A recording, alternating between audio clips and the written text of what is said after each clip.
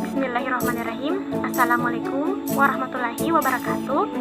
Perkenalkan, nama saya Jumpa, Prodi Pendidikan Fisika, mahasiswa Universitas Muslim Maros.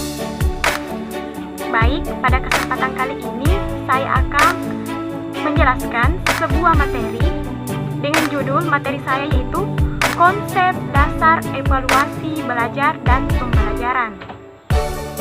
Langsung saja, yang pertama saya jelaskan yaitu 1. Pengertian dan kedudukan evaluasi. Yang kedua, syarat-syarat evaluasi.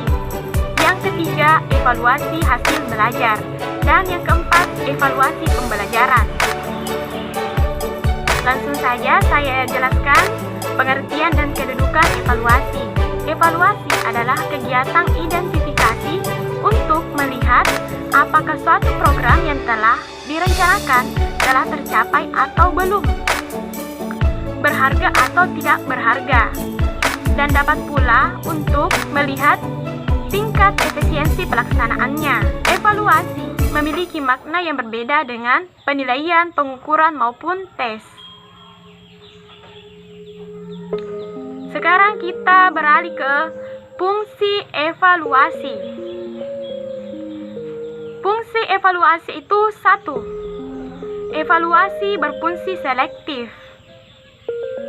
Maksud di sini, dengan mengadakan evaluasi, guru dapat mengadakan seleksi pada siswanya dengan tujuan memilih siswa yang dapat diterima di sekolah tertentu. Untuk memilih siswa yang dapat naik ke kelas, untuk memilih siswa yang seharusnya mendapat beasiswa, atau untuk memilih siswa yang sudah berhak lulus.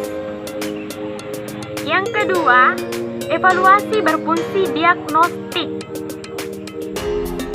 Yang artinya, apabila alat yang digunakan dalam evaluasi cukup memenuhi persyaratan, maka dengan melihat hasilnya, guru akan dapat mengetahui kelemahan siswa dan sebab-sebab kelemahan siswa.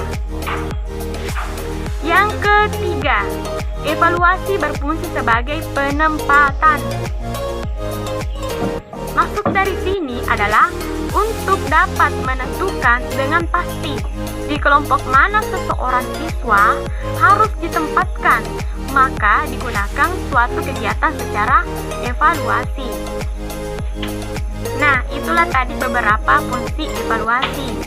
Sekarang saya akan menjelaskan tujuan evaluasi. Tujuan utama melakukan evaluasi dalam pendidikan adalah untuk mendapatkan informasi yang akurat mengenai pencapaian tujuan instruksional oleh siswa.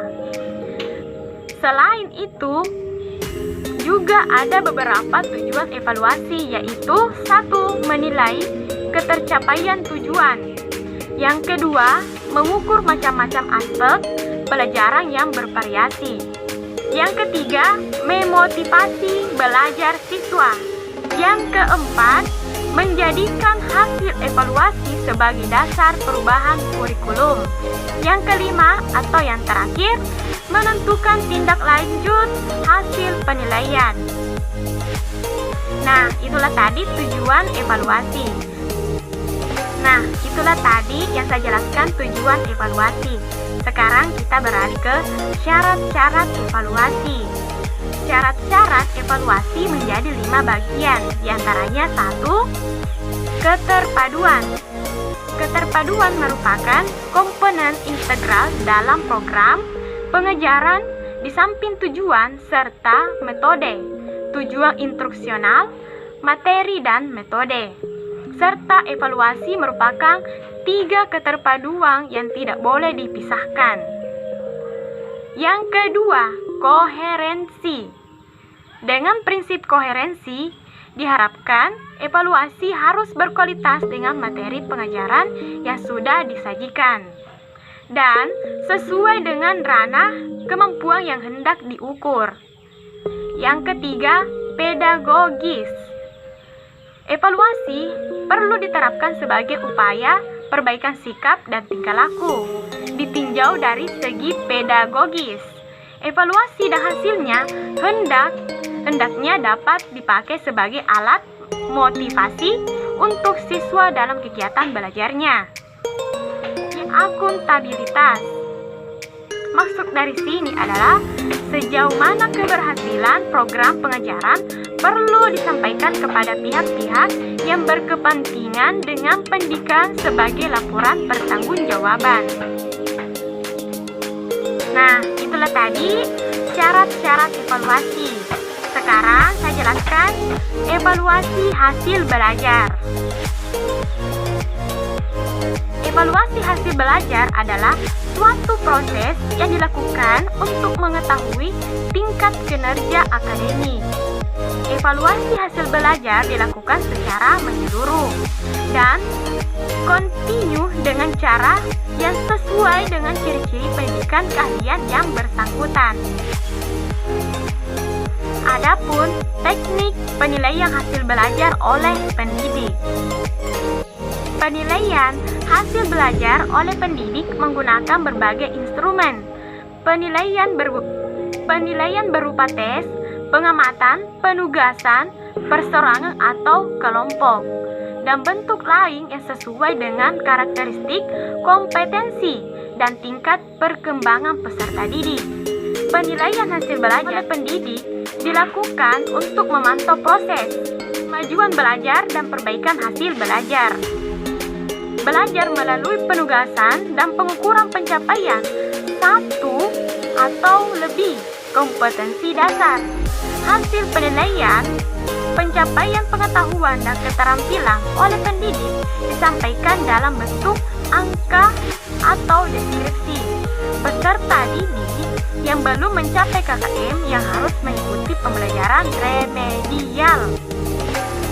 Nah, itulah tadi untuk penilaian hasil belajar. Sekarang kita beralih ke penilaian sikap. Penilaian sikap dilakukan dengan teknik observasi atau teknik lainnya. Yang relevan, teknik penilaian observasi dapat menggunakan instrumen berupa lembar observasi atau buku jurnal, yang selanjutnya disebut jurnal. Teknik penilaian lain yang dapat digunakan adalah penilaian diri dan penilaian antar teman. Penilaian diri dan penilaian antar teman dapat dilakukan dalam rangka pembinaan dan pembentukan karakter peserta didik, yang hasilnya dapat dijadikan sebagai salah satu daftar konfirmasi dari hasil penilaian sikap oleh pendidik. Hasil penilaian pencapaian sikap oleh pendidik disampaikan dalam bentuk predikat atau deskripsi. Nah, itulah tadi penilaian sikap. Dan sekarang saya akan menjelaskan yang terakhir, yaitu penilaian pengetahuan. Penilaian pengetahuan dilakukan dengan berbagai teknik. Pendidik dapat memilih teknik penilaian yang paling sesuai dengan karakteristik kompetensi dasar, indikator, atau tujuan pembelajaran yang akan dinilai. Segala sesuatu yang akan dilakukan dalam proses penilaian perlu diterapkan terlebih dahulu pada saat menyusun rencana pelaksanaan pembelajaran atau disebut dengan RPP. Teknik yang biasa digunakan adalah tes tertulis, tes lisan, dan penugasan. Nah, hasil penilaian pencapaian pengetahuan oleh pendidik disampaikan dalam bentuk angka atau deskripsi. Nah, sekarang saya akan menjelaskan penilaian keterampilan. Penilaian keterampilan adalah penilaian dilakukan untuk menilai kemampuan peserta didik menerapkan pengetahuan dalam melakukan tugas tertentu di berbagai macam konteks. Berbagai macam konteks sesuai dengan indikator pencapaian kompetensi. Penilaian keterampilan dapat dilakukan dengan berbagai teknik, antara lain penilaian praktik, penilaian produk, dan penilaian proyek, atau penilaian portofolio. Teknik penilaian keterampilan yang digunakan dipilih sesuai dengan karakteristik KD pada KI 4. Hasil penilaian pencapaian keterampilan oleh pendidik disampaikan dalam bentuk angka atau deskripsi, sama dengan seperti yang dijelaskan tadinya ya. Nah, itulah tadi beberapa yang saya jelaskan tentang evaluasi hasil belajar. Sekarang kita beralih ke evaluasi pembelajaran. Adapun beberapa uraian tentang pentingnya evaluasi pembelajaran, diantaranya, pada hakikatnya, evaluasi pembelajaran adalah proses pengukuran dan penilaian terhadap suatu pembelajaran, di mana seseorang pendidik mengukur atau menilai peserta didik dengan menggunakan alat tes. Pengukuran alat tes ini bersifat kuantitatif dengan menggunakan perhitungan angka dalam mengukur hasil belajar peserta didik. Sedangkan penilaian alat tes lebih bersifat kualitatif dengan menilai peserta didik sesuai dengan kualitas hasil belajar mereka.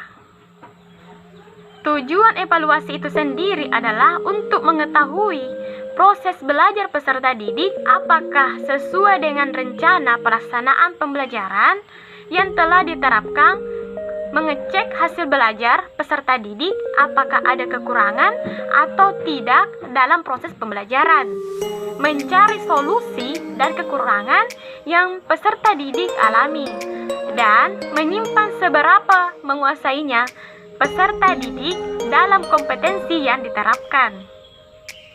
Jadi, mengapa peranan evaluasi pembelajaran itu sangat penting? Evaluasi pembelajaran sangat penting dilakukan karena kita harus mengetahui efektif atau tidaknya suatu sistem pembelajaran yang diterapkan oleh tenaga pendidik. Karena jika seseorang pendidik tidak melakukan evaluasi, sama saja tenaga pendidik tersebut tidak ada perkembangan dalam merancang sistem pembelajaran, sehingga peserta didik bisa saja merasa bosan dengan sistem belajar yang terus-menerus sama saja. Tenaga pendidik harus menciptakan inovasi baru untuk memperbaharui sistem yang diterapkan dalam kelas, mulai dari materi, metode, belajar, lingkungan, dan sistem penilaian. Adapun beberapa uraian tentang pentingnya evaluasi pembelajaran, di antaranya 1. Pentingnya evaluasi pembelajaran bagi siswa. Bagi siswa, evaluasi digunakan untuk mengukur pencapaian keberhasilan dalam mengikuti pelajaran yang telah diberikan oleh guru. Dalam hal ini ada dua kemungkinan, yaitu 1. Hasil bagi siswa yang memuaskan. Jika siswa memperoleh hasil yang memuaskan, tentunya kepuasan ini ingin diperolehnya kembali pada waktu yang akan datang. Yang kedua, hasil bagi siswa yang tidak memuaskan. Jika siswa memperoleh hasil yang tidak memuaskan, maka ada kesempatan yang akan datang jika dia akan berusaha untuk memperbaikinya. Nah, yang kedua, pentingnya evaluasi pembelajaran bagi orang, yaitu 1. Mengetahui kemauan belajar anaknya. Yang kedua, membimbing kegiatan belajar anaknya. Yang ketiga, menentukan tindak lanjut pendidikan yang sesuai dengan kemampuan anaknya. Dan yang terakhir, pentingnya evaluasi pembelajaran bagi guru, yaitu 1. Dapat mengetahui siswa yang manakah menguasai pelajaran dan yang belum. Yang kedua, dapat mengetahui ketepatan metode yang digunakan dalam menyajikan bahan pelajaran tersebut. Yang ketiga atau yang terakhir, dapat mengetahui apakah tujuan dan materi pelajaran yang telah disampaikan itu dikuasai siswa atau belum. Nah, itulah tadi yang saya jelaskan beberapa dari judul materi saya, yaitu konsep dasar evaluasi belajar dan pembelajaran. Nah, sekian dan terima kasih. Jika ada kekurangan yang saya katakan dari kalimat saya, Mohon maaf karena saya juga masih belajar.